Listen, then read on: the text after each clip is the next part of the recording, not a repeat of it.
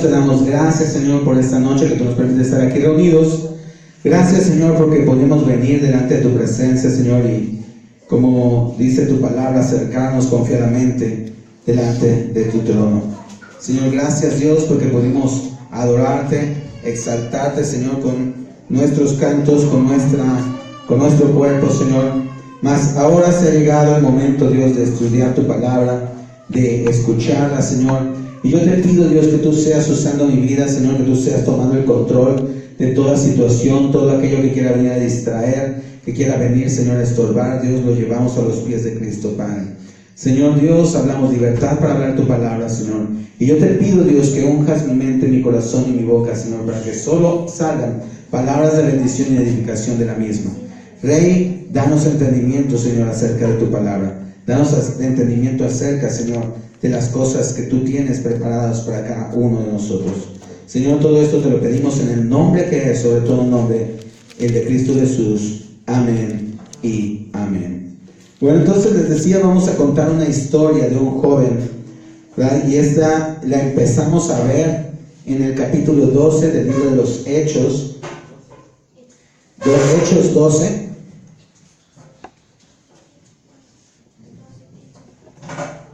¿Sí estamos ahí? Cuando dice la palabra de Dios, en aquel mismo tiempo, el rey Herodes echó mano a algunos de la iglesia para maltratarles, y mató a espada a Jacobo, hermano de Juan. Y viendo que esto había agradado a los judíos, procedió a prender también a Pedro. Y eran entonces los días de los panes sin levadura. Y habiéndole tomado preso, le puso en la cárcel, entregándolo a 4 grupos de soldados, cada uno para que le custodiasen, y se proponía sacar al pueblo después de la Pascua. Así que Pedro estaba custodiado en la cárcel, pero la iglesia hacía sin cesar oración a Dios por él. Y cuando Herodes le iba a sacar, aquella misma noche estaba Pedro durmiendo entre 2 soldados, sujeto con 2 cadenas, y los guardas delante de la puerta custodiaban la cárcel. Y he aquí que se presentó un ángel del Señor, y una luz resplandeció en la cárcel, tocando a Pedro en el costado, le despertó diciendo: levántate pronto, y las cadenas se le cayeron de las manos. Y le dijo el ángel: síguete y átate las sandalias. Y lo hizo así, y le dijo: envuélvete en tu manto y sígueme. Y saliendo le seguía, pero no sabía que era verdad lo que hacía el ángel, sino que pensaba que veía una visión. Habiendo pasado la primera y la segunda guardia, llegaron a la puerta de hierro que daba a la ciudad, la cual se le abrió por sí misma, y salidos pasaron una calle, y luego el ángel se apartó de él. Entonces Pedro, volviendo en sí, dijo: ahora entiendo verdaderamente que el Señor ha enviado su ángel, y me ha librado de las manos de Herodes y de todo lo que el pueblo de los judíos esperaba. Y habiendo considerado esto, llegó a casa de María, la madre de Juan, el que tenía por sobrenombre Marcos, donde muchos estaban reunidos orando. Y cuando llamó Pedro a la puerta del patio, salió a escuchar a una muchacha llamada Rode, la cual, cuando reconoció la voz de Pedro de gozo, no abrió la puerta, sino que corriendo adentro dio la nueva de que Pedro estaba a la puerta. Y ellos le dijeron: estás loca. Pero ella aseguraba que así era. Entonces ellos decían: es su ángel. Mas Pedro persistía en llamar, y cuando abrieron y le vieron, se quedaron atónitos. Pero él, haciéndole con la mano seña de que callasen, les contó cómo el Señor le había sacado de la cárcel. Y dijo: haced saber esto a Jacobo y a los hermanos. Y salió y se fue a otro lugar. Luego que fue de día, hubo no poco alboroto entre los soldados sobre que había sido de Pedro. Mas Herodes, habiéndole buscado sin hallarle, después de interrogar a los guardias, ordenó llevarlo a la muerte. Después descendió de Judea a Cesarea y se quedó allí. Y Herodes estaba enojado contra los de Tiro y de Sidón, pero ellos vinieron de acuerdo ante él, y sobornado Blasto, que era camarero mayor del rey, pedían paz, porque su territorio era abastecido por el del rey. Y un día señalado, Herodes, vestido de ropas reales, se sentó en el tribunal y le arengó.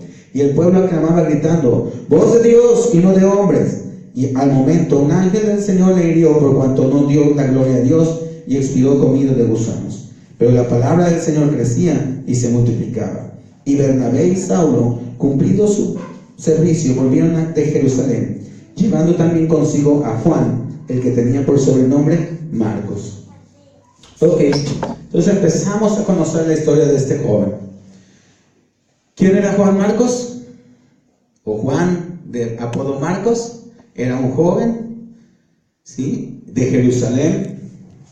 Por lo que podemos ver, es un hombre o es un joven adinerado, ¿Por qué? Porque la casa donde vivían era una casa grande. Dice ahí la palabra que había muchos hombres orando ahí. Es decir, había gran cantidad de hermanos ahí trabajando y tenían servidumbre, porque fue una sirviente a abrir la puerta. Entonces, Juan, ¿verdad?, era un joven más o menos acomodado, tenía ciertas comodidades y conocía del Evangelio. Pero al final de este capítulo nos dice la palabra que Bernabé y Saulo, así de repente aparecen Bernabé y Saulo. Bernabé y Saulo, dice, cumplido su servicio, volvieron de Jerusalén y se llevaron consigo a Juan, el que tenía por sobrenombre Marcos. Ahora, ¿qué hacían Saulo o Pablo y Bernabé en Jerusalén? Bueno, si ustedes leen el capítulo 11, un profeta había dicho que iba a haber escasez, iba a haber hambre en Jerusalén. Y entonces en la iglesia de Antioquía, donde estaban Pablo y Bernabé, ahí ellos sirviendo decidieron llevar una ofrenda, bueno, toda la iglesia, y enviaron a Pablo y a Bernabé para llevar esa ofrenda a la iglesia de Jerusalén. Y por eso es que dice aquí la palabra, una vez terminado su servicio, es decir, una vez que entregaron la ofrenda a Pedro y a la iglesia, dice, se regresaron a Antioquía, pero no se fueron solos, se llevaron a este joven, Juan, apodado Marcos. ¿Sí? Ahora, ¿qué vamos a continuar viendo? Empecemos por el capítulo 13. Había entonces en la iglesia que estaba en Antioquía profetas y maestros: Bernabé, Simón, el que se llamaba Níger, que significa negro, Lucio de Cirene, Manael, el que se había criado junto con Herodes el tetrarca, y Saulo. Ministrando estos al Señor y ayunando, dijo el Espíritu Santo: apartadme a Bernabé y a Saulo para la obra a la que los he llamado. Y entonces, habiendo ayunado y orado, les impusieron las manos y los despidieron. Ellos entonces, enviados por el Espíritu Santo, descendieron a Seleucia y de allí navegaron a Chipre. Y llegados a Salamina, anunciaban la palabra de Dios en las sinagogas de los judíos, y tenían también a Juan de ayudante. Y habiendo atravesado toda la isla hasta Pafos, hallaron a cierto mago falso, profeta judío llamado Barjesús.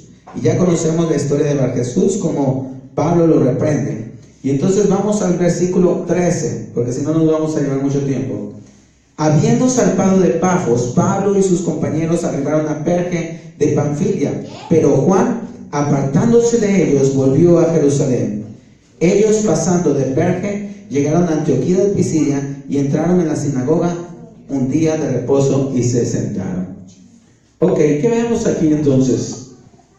Una vez que llegaron a Antioquía, había un servicio, ¿verdad?, en el cual el Espíritu Santo, ellos estaban ministrando a Dios, estaban en un tiempo de ayuno como lo estamos ahorita, en un tiempo de oración, y estaban sirviendo a Dios. Y dice la palabra que el Espíritu Santo habló a través de los profetas y les dijo: apártenme a Pablo y a Bernabé para la obra para la cual los he llamado. Y enviaron a Pablo y a Bernabé, pero tomaron a este Juan como su ayudante. ¿Sí? A este joven que trajeron de Jerusalén, ¿verdad?, lo llevaron como su ayudante. Pero ¿qué pasó? Pues pasó que apenas caminaban por 2 o 3 ciudades donde estaban establecidos, y Juan se devuelve a Jerusalén. Es decir, vuelve a la casa de sus padres. Bueno, la palabra habla de su madre, no habla de su padre. Quién sabe si tenía padre, ¿no? Pero vuelve a su casa, pues. Entonces, Juan, llamado Marcos, abandona el trabajo misionero, casi apenas empezándolo, y va de regreso a su casa. ¿Sí? Vamos a ir a Hechos capítulo 15.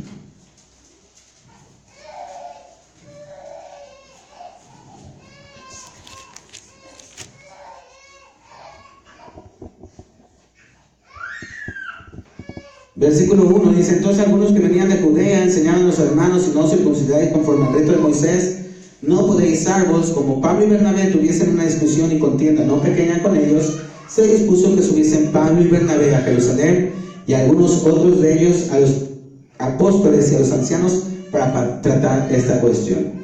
Es decir, Pablo y Bernabé ya habían terminado su primer viaje misionero, estaban de vuelta en Antioquía, pero llegaron unos judíos a querer judaizar a la iglesia. Y entonces, ¿qué es lo que pasa? Mandan a Pablo y a Bernabé de vuelta a Jerusalén para hablar con Pedro y todos los demás a ver en qué quedaban, en qué acuerdo llegaban acerca del evangelio para los gentiles. Y nosotros ya sabemos que después de ese concilio, los hermanos deciden que solo se les debe de cuidar, ¿verdad? De no comer de lo ahogado, de no comer sangre, de abstenerse de las relaciones sexuales ilícitas y de lo sacrificado a los ídolos. Y dice, por lo demás, tened paz. Y mandan junto con Pablo y Bernabé a otros hermanos para que confirmen esta palabra. Pero ¿qué creen? Que de vuelta se les vuelve a pegar Juan. Aquí la escritura no nos lo dice, pero vamos a ver versículo 36, perdón. 15:36.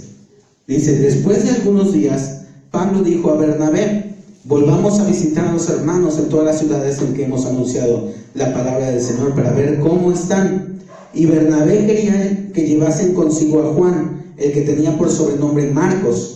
Pero a Pablo no le parecía bien llevar consigo al que se había apartado de ellos desde Panfilia y no había ido con ellos a la obra. Y hubo tal desacuerdo entre ellos que se separaron el uno del otro. Bernabé, tomando a Marcos, navegó a Chipre, y Pablo, escogiendo a Silas, salió encomendado por los hermanos a la gracia del Señor, y pasó por Siria y Cilicia, confirmando a las iglesias.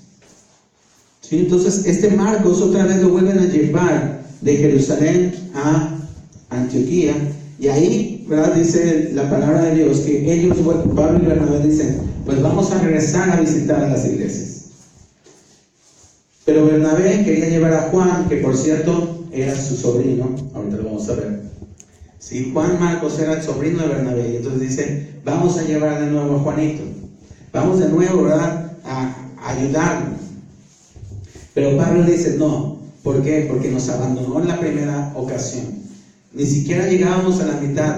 Me puse a ver los mapas de los viajes misioneros de Pablo, y sí, ni siquiera había llegado a la mitad del viaje cuando él se regresó. Habían cruzado apenas el mar, atravesado el mar, y entonces Juan se regresa a Jerusalén. Entonces Pablo dice que tuvieron un fuerte pleito, una fuerte discusión, y entonces se separaron. Y de ahí en adelante, en el libro de los Hechos, ya no nos vuelve a hablar acerca de Juan Marcos. Pero hoy de lo que queremos estudiar, de lo que queremos hablar, es precisamente de la vida de este joven. ¿Saben? Hemos estado hablando en estos días acerca del proceso del cristiano, cómo el Señor va trabajando con cada uno de nosotros. Y aquí vemos cómo Juan tenía un llamado, tenía un propósito. ¿Por qué digo que tenía un propósito? Bueno, pues sucede que Juan, el llamado Marcos, a él se le atribuye el Evangelio según Marcos. Él escribe el Evangelio según Marcos bajo la guianza de Pedro. ¿Sí? Entonces, a él se le atribuye este Evangelio. Entonces, Dios tenía un propósito para este joven. ¿Sí? Pero, ¿qué es lo que pasó?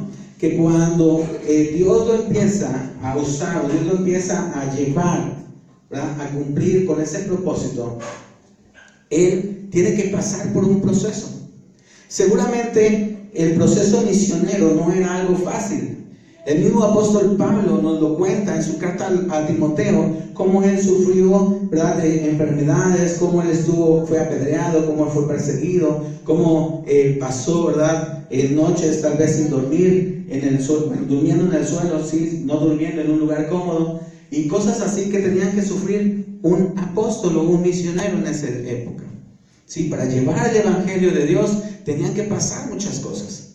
¿Sí? No es como hoy en día que tal vez tú quieres llevar la palabra de Dios y agarras tu coche y vas y llegas a una comunidad y predicas y te regresas y vuelves a casa como si nada en un mismo día. No, ahí te apartabas por semanas, por meses, ¿verdad?, incluso hasta por años, para llevar y recorrer cada una de esas localidades para llevar la palabra de Dios.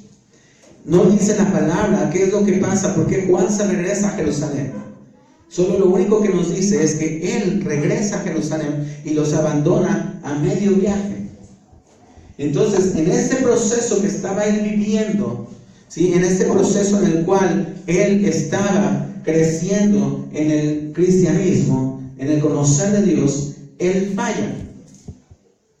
¿Sí? Él se detiene. Ayer o antier alguien mandaba al grupo de la iglesia que precisamente las promesas no son para los que comienzan o toman el camino, sino para aquellos que perseveran y alcanzan dichas promesas.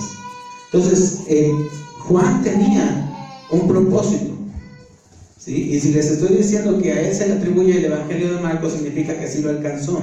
Pero este era su primer viaje. Era la primera vez que tal vez salía de casa.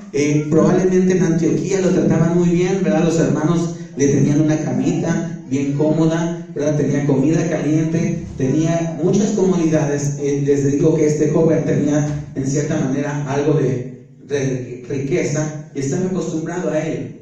Pero ya cuando salió con Pablo, cuando salió con Bernabé a las misiones, entonces se dio cuenta que el Evangelio era una cosa muy diferente. Que el predicar la palabra no solo era, ¿verdad?, a veces pararse y dar un mensaje, sino a veces había que padecer. El mismo Pablo lo dice, ¿no? Todo lo que he padecido, lo he padecido o lo padezco por causa de Dios. Entonces, probablemente, ¿verdad?, a él le costó, digo probablemente, estoy haciendo simplemente una suposición porque la palabra no lo dice, pero a él le costó acostumbrarse a esa situación, a esas carencias. Probablemente a él no le gustó, ¿verdad?, el hecho de tal vez tener tanto tiempo en el mar y tal vez dormir, ¿verdad?, ahí en un camarote o en un espacio muy chiquito, muy reducido, sin ninguna comodidad. Ya no tenía tal vez comida caliente, ¿verdad? Ya era la comida que apenas y estaba tibiecita, ya no era una comida recién hecha. A veces comían, a veces no comían, a veces de lo que había, a veces tal vez tenían que comer ni siquiera las cosas que le gustaban. ¿Sí? Probablemente en su casa le decían, pues ¿qué quiere el Señor, verdad?, de desayunar, y le hacían su desayuno a su gusto. Pero ahí en las misiones, ¿verdad?, ahí en medio del territorio misionero, ahí no había esa comodidad y esa facilidad de decirle, ¿qué quiere el Señor de desayunar hoy? ¿Qué quiere comer o qué quiere cenar? Tenían que comer, desayunar y cenar lo que había. Y probablemente, ¿verdad?, esto fue lo que hizo o provocó que Juan dejara a Pablo y a Bernabé a medio camino. Y probablemente también eso es lo que haya disgustado a Pablo. Y por eso tal vez pensando en aquello que haya pasado, dice, es que esto no nos va a volver a hacer. ¿Para qué lo llevamos? Sí, por eso tal vez Pablo no estaba tan de acuerdo en llevar de nuevo a Juan. Pero fíjense que cuando uno reconoce sus errores y cuando uno empieza a poner a Dios en primer lugar y olvidarse de todas esas cosas, Dios puede llevarte a cumplir el propósito para el cual fuiste llamado. No tuve tiempo, ¿verdad?, de buscar en qué orden están los libros para más o menos armar la historia después de lo que acabamos de hablar. Pero fíjense que Dios nuevamente levantó a este Juan, ¿sí? Algo que tiene Dios es que si tú le fallas, si tú en algún momento, ¿verdad?, estás en el proceso y desistes del proceso porque simplemente no lo soportas, Dios no te desprecia, Dios no te desecha. Dios sigue ahí pensando en que tú lo puedes hacer. Confía en ti y te da una segunda, te da una tercera, te da una cuarta y hasta N oportunidad para que tú cumplas con el propósito para el cual Dios te llamó. Dios no está buscando hombres y mujeres perfectos desde el principio. Dios nos va perfeccionando. Incluso aquí en esta discusión que vemos entre Pablo y Bernabé, nosotros podemos ver que Pablo y Bernabé, ¿verdad?, todavía eran movidos por su carácter. Todavía eran gente, ¿verdad?, que probablemente se enojaba y se iraba bastante fuerte. Sabemos que Pablo era así como que se dice ahora, ¿no?, de mecha corta. Porque aquí tuvo una discusión con Bernabé, pero después también vemos cómo tiene una discusión con Pedro, ¿sí? Entonces era un hombre que de temperamento y que cuando algo no le parecía no se quedaba callado y lo decía. Entonces, en este caso, ¿verdad? Pues no le parecía llevar a Juan, y entonces dice, ¿sabes qué? Yo no estoy de acuerdo, ¿quieres llevar a Juan? Llévatelo tú, yo me llevo a Silas. Y se separan entonces a hacer estos viajes. Y entonces continuemos, y quisiera que viéramos algunos pasajes donde podemos ver que Dios continuó esa obra. ¿Sí? Aquí en este pasaje de Hechos vemos que entonces Marcos, ahora en lugar de caminar con Pablo y con Bernabé, solo camina con Bernabé. Pero yo creo que a partir de ahí él decidió quedarse en el proceso. Él decidió permanecer. Tal vez después de lo que había pasado, él recapacitó y dijo, yo creo que no hice bien, yo creo que debí de haber seguido adelante, yo creo que pude haber resistido y pude haber hecho, no por mí, sino por amor a Cristo. Entonces, ahora que sale con Bernabé, yo creo que él cumplió con su proceso y Dios le fue enseñando muchas cosas. Entonces, quisiera que fuéramos al libro primeramente Colosenses, capítulo 4.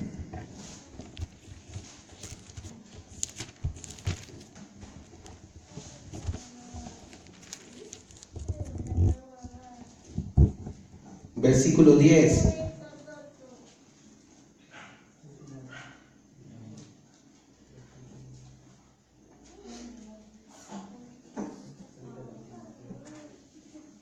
Colosenses 4:10.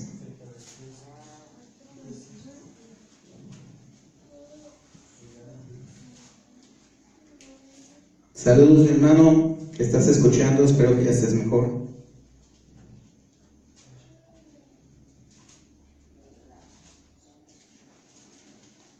¿Sí? Colosenses 4:10.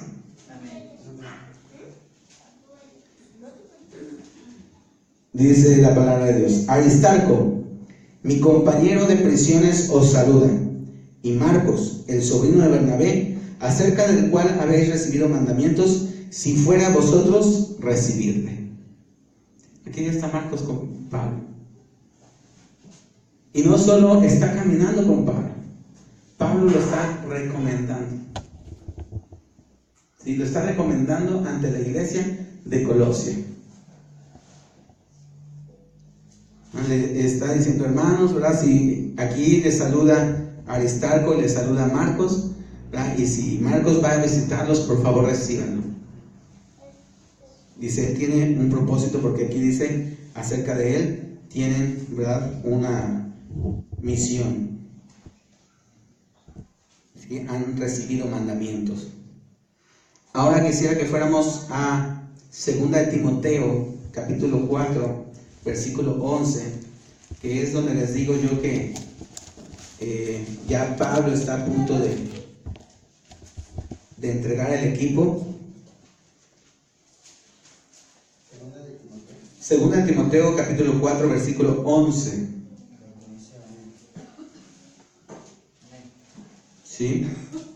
Dice la palabra de Dios: solo Lucas está conmigo.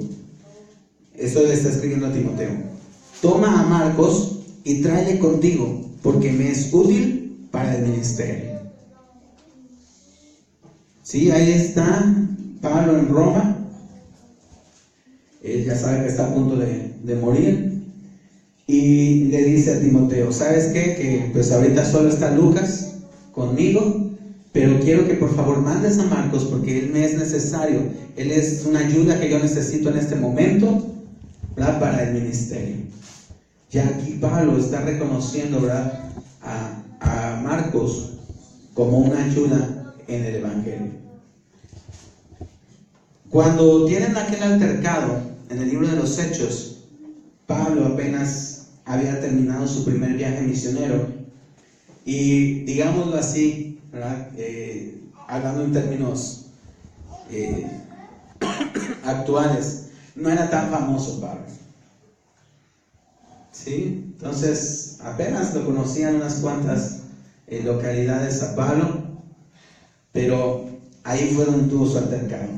Pero acá, donde está escribiendo en 2 de Timoteo, capítulo 4, Pablo ya es el apóstol, ¿verdad?, reconocido, porque ha llevado el evangelio a una gran parte de su región, ¿sí? Entonces ya es un hombre de peso en el evangelio, en el cristianismo, y ahora está recomendado precisamente a Juan. Ok, quisiera que fuéramos al libro de Filemón.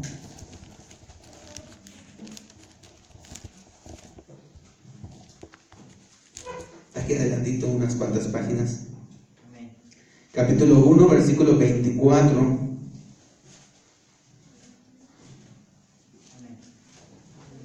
Bueno, desde el 23 dice: te saludan Epafras, mi compañero de prisiones por Cristo Jesús, Marcos, Aristarco, Demas y Lucas, mis colaboradores. Fíjense, de aquí Pablo reconoce a Marcos como su colaborador. Filemón 1:24. ¿Sí?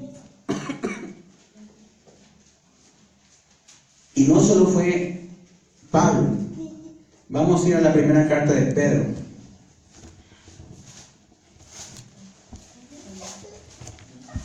Capítulo 5, versículo 13. La iglesia que está en Babilonia, elegida juntamente con vosotros, y Marcos, mi hijo, os saludan. Sí, así que Marcos caminó también con Pedro, y les digo que aquí bajo la guianza de Pedro se entiende que Marcos escribía las cartas de Pedro, y así fue también como escribió el Evangelio según San Marcos.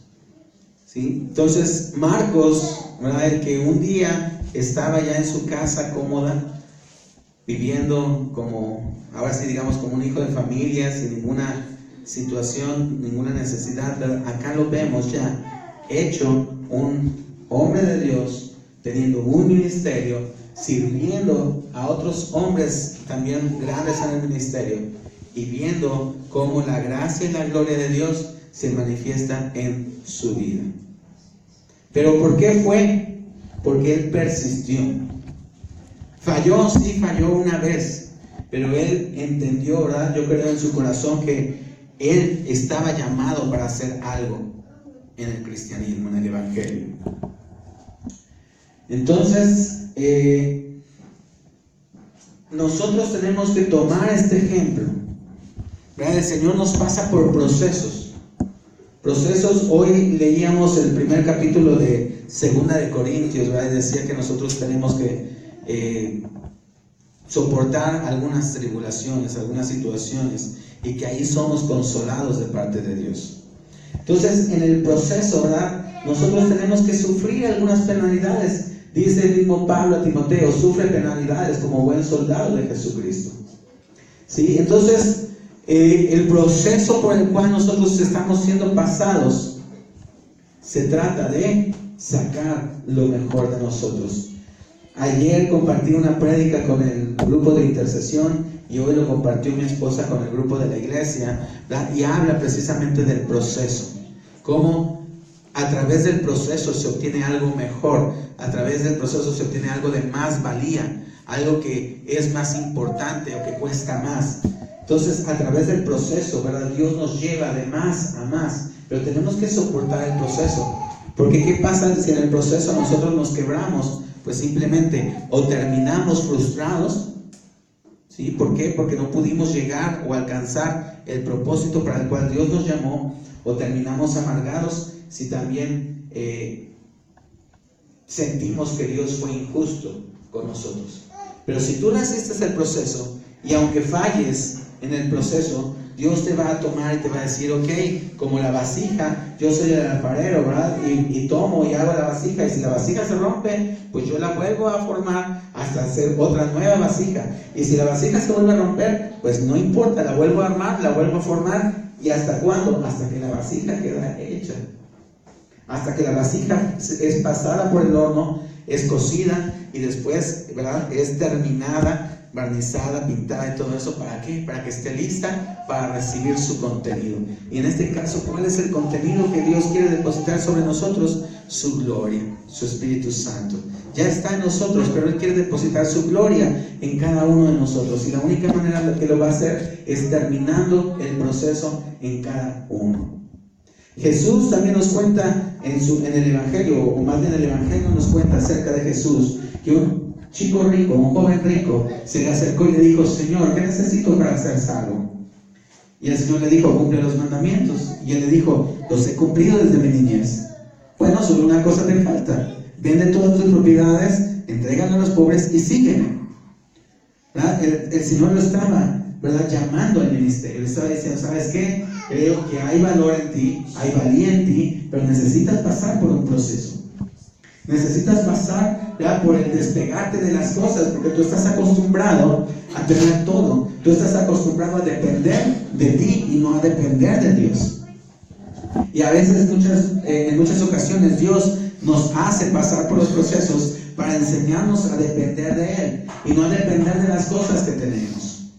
¿Sí? A poder creerle a Él por una promesa, a poder creerle a Él por una provisión en nuestra casa, a creerle a Él por la sanidad de nuestro cuerpo, a creerle a Él por la salvación de un familiar y no bastarnos de nosotros mismos. Y Dios pasa entonces nuestras vidas por esos procesos. Pero ¿qué pasó con este joven rico que dijo que se entristeció su corazón, ¿verdad?, y se volvió a su casa? No quiso pasar el proceso. No quiso, ¿verdad?, entregar todo lo que tenía, porque también Jesús había contado de que, dice, el Hijo del Hombre no tiene dónde poner su cabeza. Sabía que andando con Jesús le esperaba probablemente algunas situaciones de escasez, nunca hambre, porque Jesús siempre proveía, pero simplemente tal vez, como yo les dije, no les iba a dar, ¿verdad?, los manjares a los que estaba acostumbrado. Pescado y pan siempre había, pero, ¿verdad?, un caviar probablemente no todos los días. Entonces, es necesario pasar por el proceso. Es necesario pasar por eso que Dios te quiere pasar. ¿Para qué? Para sacar lo mejor de ti, para prepararte como una vasija en la cual Él pueda derramar su gloria. Pero es un proceso, y una cosa de la cual puedes estar seguro: Dios permanece en el proceso. Porque como el alfarero está ahí en todo momento viendo qué pasa con la vasija, viendo, ¿verdad?, que esté formándose correctamente, viendo que no quede ahí una hendidura, viendo que no se doble, que se vaya chueca. Ahí está, atento. O como el platero también nos habla la palabra, ¿verdad? Ahí está viendo cómo la plata es purificada. ¿Hasta cuándo? Hasta que se ve reflejado el platero en esa plata y sabe que la plata está limpia, que la plata está lista para formarse en una pieza de joyería. Entonces, ¿verdad?, Dios está en el proceso.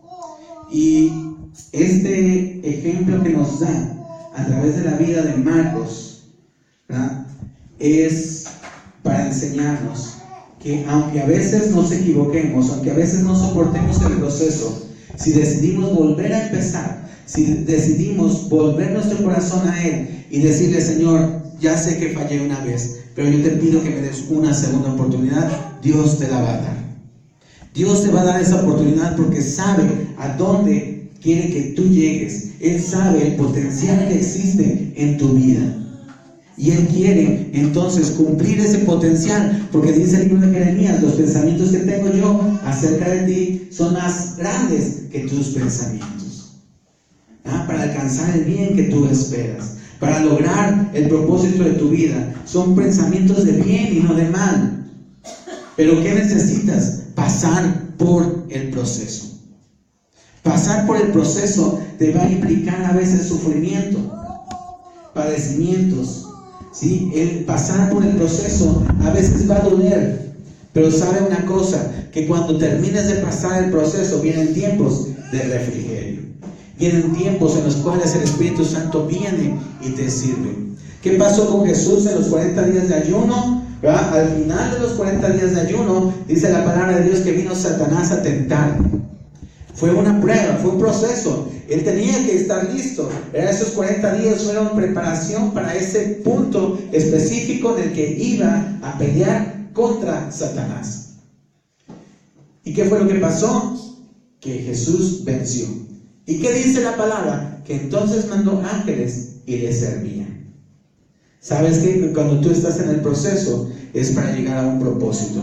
Y cuando tú alcanzas ese propósito, entonces Dios trae de parte de Él un tiempo de paz, un tiempo de descanso, un tiempo de refrigerio, en el cual tú vas a poder conocer al buen pastor, ¿verdad? Al pastor del que habla el libro de Salmos capítulo 23. El Señor es mi pastor, nada me faltará. Y aunque estuviera en el valle de sombra de muerte, no temeré mal alguno, ¿verdad? Entonces, Dios va a pasarnos por esos procesos.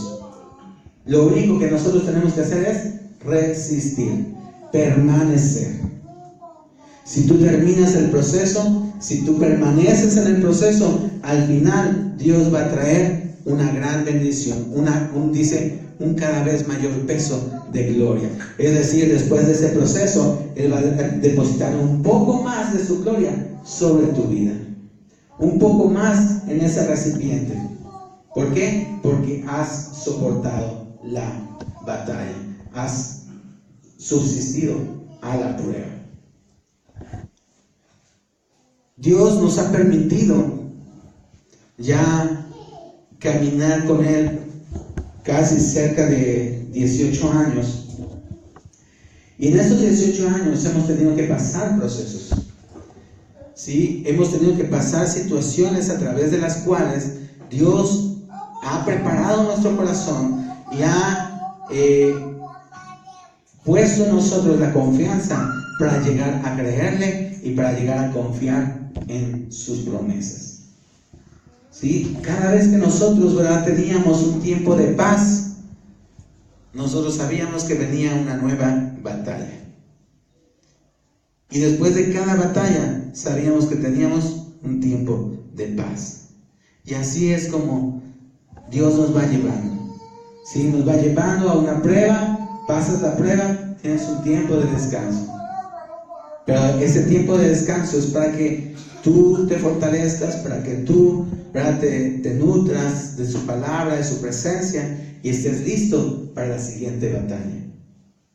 Y después de esa batalla vendrá otra vez un tiempo de paz, un tiempo de refrigerio, en el cual tú otra vez te tienes que preparar, otra vez te tienes que alimentar, otra vez te tienes que fortalecer para la nueva batalla. Porque la vida del justo es como la luz de la aurora, que va de aumento en aumento hasta que el día es perfecto. Y tú vas a ir peleando y peleando nuevas batallas, pasando nuevas pruebas. ¿Hasta cuándo? Hasta que llegues a la perfección del varón perfecto, que es Jesucristo. A través de este proceso, a través de estas pruebas, es que nosotros somos perfeccionados. Pero es necesario pasarlas. ¿Tú quieres ver la gloria de Dios en tu vida? Pasa el proceso. Recibe el proceso y permite que Dios haga en tu vida lo que tiene que hacer a fin de sacar lo mejor de ti. Y que lo que no sirve sea en ese proceso eliminado. Así como de la plata se eliminan todas las impurezas, asimismo sea quitada toda imperfección de tu vida. Amén. Bueno, pues vamos a dar gracias a Dios entonces por su palabra. Padre Dios, te damos gracias, Señor, en esta noche, Dios. Gracias, Padre, porque tú has sido bueno con nosotros, Señor. Gracias, Dios, porque en este tiempo, Señor, de ayuno, tú nos estás hablando. Tú, Señor, estás tratando con nuestras vidas y tú nos quieres llevar, Señor, a más y más. Y ahora, Dios, entendemos, Señor, que todo lo que pasa, como dice tu palabra, a los que te aman son para bien, Señor. Todo lo que acontece, Señor, es para bien de tus hijos, Señor. Es para que nosotros crezcamos. Es parte del proceso, Señor, en el cual estamos, Dios. Porque nada viene, Señor, sobre nuestras vidas sino es porque tú lo has permitido, Señor. Nada pasa, Señor, sobre nuestras vidas, sino es que tú, Señor, antes, Dios, lo planeaste con un propósito, Señor. Esta prueba, Señor, este proceso por el cual estamos pasando, tiene un propósito, tiene un fin, tiene una meta, un objetivo, Señor, que es el perfeccionarnos a cada uno de nosotros en la fe. Dios, gracias, Señor, porque tú sigues tratando con nosotros, porque tú no nos has abandonado, Señor, y aunque te hemos fallado en alguna ocasión, Señor, tú nos has dado nuevamente una oportunidad para seguir siendo perfeccionados, Dios. Ahora permítenos, Señor, resistir la prueba, Señor. Permítenos, Dios, que cada proceso por el cual tú nos hagas pasar, Señor, salgamos victoriosos, salgamos, Señor, triunfadores de Él y salgamos perfeccionados, Señor. Que cada vez, Dios, que tú trates con nuestras vidas, Señor, algo mejor salga de nosotros, Señor, y que toda impureza, toda maldad, todo error, todo aquello que nos sirve, Señor, sea desechado de nuestras vidas. Padre, gracias, Señor, yo te doy por cada uno de mis hermanos, Dios. Gracias, Señor, porque yo sé, Señor, que tú estás trabajando con nosotros. Tú estás trabajando, Señor, en nuestra iglesia. Tú estás trabajando en nuestros corazones, Señor. Y tú, Dios, nos estás llevando de más a más. Padre, gracias, Dios. Gracias, Rey. Yo bendigo, Señor, a cada uno de tus hijos, Padre. Y te pido también por aquellos, Señor, que no están en esta ocasión, Dios, pero que seguramente, Señor, escucharán, Dios, el mensaje también, Dios. Padre, sigas obrando en sus vidas, Señor, y llevándolos de más en más, Dios. Gracias, Rey. Gracias, Dios. A ti sea la gloria, la honra y la alabanza por los siglos de los siglos. Amén y amén. Gloria a Dios.